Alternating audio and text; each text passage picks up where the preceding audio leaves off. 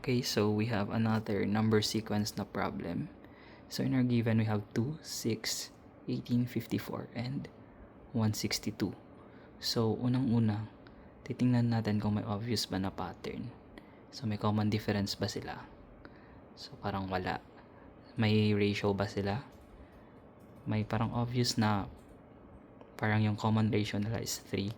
Kasi pag may multiply na ito ng 3, 6, 18, 54, and 162.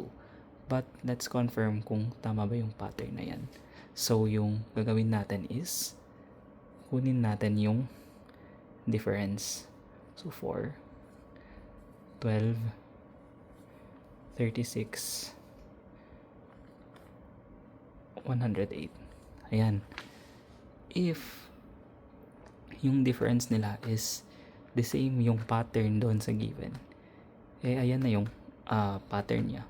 So which means magmumultiply lang tayo ng 3 dito. So 108 times 3, which is 324, which means 324 yung difference nila.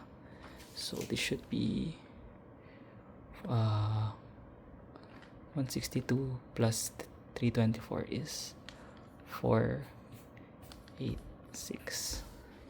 Yan, let's confirm pa kung tama ba yung pattern natin. Difference nila is 8, 24, 72. Ayan. Still, yung pattern niya is nag-multiply lang by 3. So, ayan. If may obvious pattern na, doon magsa-stop na tayo doon. Ayan, that's it.